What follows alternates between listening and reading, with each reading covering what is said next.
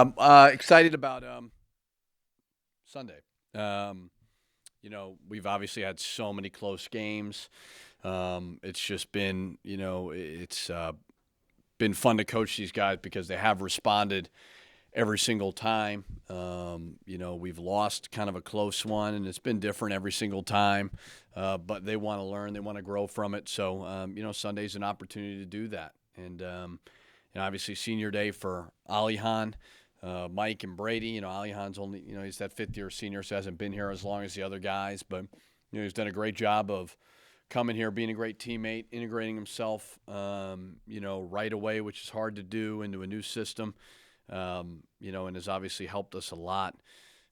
Brady, just a terrific, terrific kid. Hasn't played a lot, but, there's a reason I put him on scholarship because he's a great kid. Love being around him. Going to miss him. He's got great leadership skills, and he's just a great family, great person. So I've really enjoyed coaching him. And Michael Hurt, Michael was a guy who decided us, 5 years ago, and believed in us, stuck with us.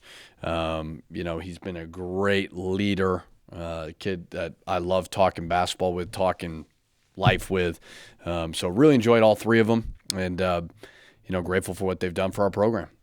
When you say Michael stuck with you, is that like he had the ability to be a graduate transfer and maybe go play with his brother? And what was that like? Just I don't know about that. I don't know about that. I never heard that. But what I do know is when a guy doesn't play a lot, it's normal.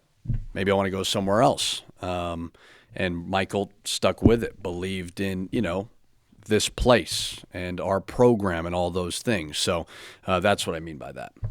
How have you seen him kind of embrace that role this year with the minutes fluctuating? Yeah, and that's hard. Like I tell these guys all the time, like I don't like seeing guys that don't play a lot. Like as much as it is a business, like I want them to feel it, but I'm watching our game at Indiana. And, second half right there, and he's up there. And I watch the bench a lot just to kind of see, who's engaged and who, for the most part, all of them are. But, yeah, Mike's been a constant there, and just shows the type of character he has as a kid. You talked about the grad transfers and obviously Alihan this year.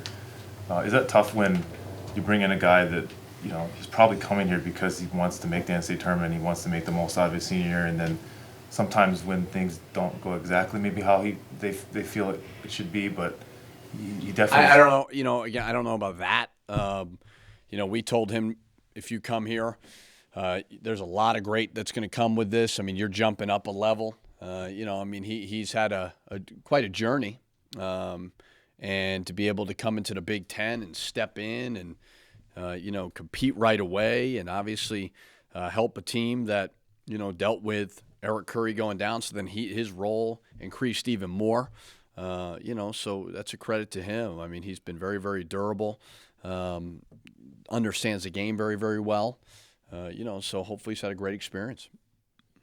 You mentioned the three seniors, Richard. Is it hard not to think that Sunday could be it for Daniel? You try not to think that way. If somebody asks you it, you may think about it, but you just – my biggest thing with this profession, when you're constantly asked about things in the future, you have to lock in on today. So no, I haven't thought about that. My sole focus really is on, tomorrow or Sunday, excuse me. Daniel's had a terrific year. I enjoy coaching him. He is coachable. He wants to get better. He loves the game. His improvement, I would think, is a reflection of him as well as our program and our skill development. And there's still things that he can get so much better on. So, no, not really. I don't think about that. I'm more, how can we find a way to get a win versus Nebraska is kind of my focus. How's he evolved as a leader? There was some story, I guess, before shoot around in Bloomington where you guys were like making free throws or trying to make free throws, and you can probably tell the story better than me, but like he grabbed leadership of that moment, saying we're going to make, Daniel. I think it was everybody. I don't know if that was just Daniel. I think that was the whole team. We had a free throw shooting game that you have to hit, but it was taking a little bit longer than it needed to. But that was everybody. That wasn't just Daniel. But no, he's Daniel You know, he's young. He's really young, and he's still learning and growing. And the thing that I like about him is he embraces being taught. You know, I mean, he didn't play great versus Indiana, and, you know, he looks himself in the mirror and just gets better from it.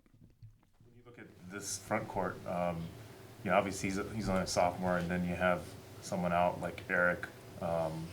When you don't want to look to the future, but there haven't been guys that maybe have gotten a lot of playing time, like Sam Freeman and even Jarvis recently.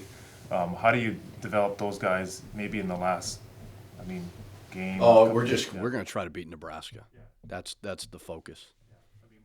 What do you think of those guys' development? Maybe they haven't played as much. I think Sam's gotten better. You know, we're seeing it in practice. You know, really are. And he hits his free throws, which is actually that's a welcome thing for big guys. He really does. He's put on weight. He's getting stronger. He's learning the game. You know, Jarvis brings so much. The fouling is something that, you know, and he's playing a little bit out of position. He's playing the 5 spot as well. So young, but, you know, they're all giving great effort, and that's all you can ask. Isaiah obviously shown a lot more. Yeah, you know, so much talent there. But it's like anything else. Sometimes when you throw a freshman into a situation where he's guarding Brunk, who's a center, it's hard for him. So he's still got a long way to go to learn. But I really enjoy coaching him. I think he's got big-time potential. How much, Richard, do you sense this team has left in the tank? You know, going to need I think a lot. Yeah, I think they're excited. We don't talk about runs, and we just don't. We're talking about, okay, learn from that Indiana game. That's it. Learn from that, and then see what you can do to put yourself in a position to go get Nebraska. That's kind of the focus. And I think they're competing. You know, they don't look tired. They don't look like they're quitting. You know, every time Indiana built a lead, we did a really good job of coming back, taking the lead. You know, it's just Indiana's good team and got us on their home court. Talked about Daniel's development when we've mentioned kind of his shooting range. What other facets do you like about his growth this year? Endurance. Yeah, he got really tired last year. You know, and he still will get tired. Like, big guys are going to get a little bit more tired quicker than guards. But his sustained effort has really improved. I think that's by far the biggest thing he's gotten better at, is playing through fatigue. You mentioned a lot of the close losses this year. Just how important is it from a confidence standpoint to, you know, have these kids go out on their home court with a win and just gain confidence going into the next week? Well, I think it's more than anything, it's getting a win, you know, because everybody's going to lose in this conference, as crazy as that sounds. I mean, I don't, the leader, I think, has 6 losses, right? I haven't looked at it, but, you know, that's a lot for a lot of conferences, you know, first place leader having 6-7 losses.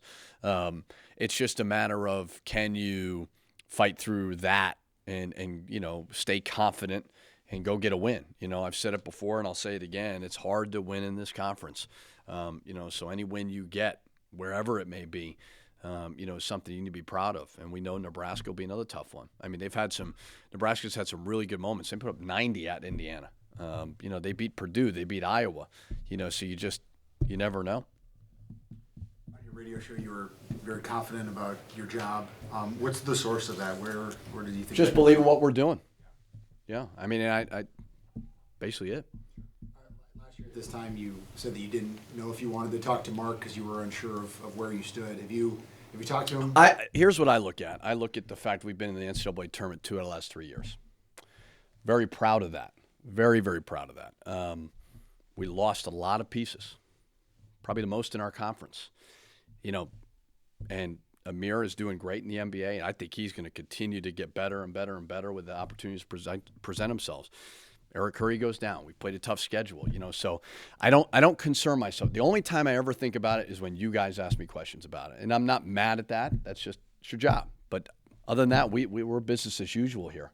We got a young team, played a tough schedule. Guys are giving me their all, so that's really it. I mean, when you get a 2-year extension before the season, you don't think like that, but part of the profession, and I understand it and I respect it. Has there been more dialogue with Mark this year when John Cunningham goes to Cincinnati? I would say that Point person for yeah, basketball. but me and Mark probably talk more than a lot of coaches and ADs do, and we just do. But it hasn't changed since John took the AD job. But you'd be disappointed in the lack of depth of our dialogue. Something about the weather. It's about, it's about some random things. Talk about the seniors and Daniel and everything, but the fans, this could be the last time they see your team. There have been some tough losses at home. How important is just to not only leave a good senior moment, but just for the fans to see this team one last time and playing well in front of them. Yeah. I mean, anytime you play a game anywhere, it's important for everybody. So, hopefully on Sunday at noon, it'll be 11 o'clock Eastern or daylight savings time. So we got to get going early. So it's like anything else. I mean, when you can taste success and your group can taste that, it's very, very important, and for your fans.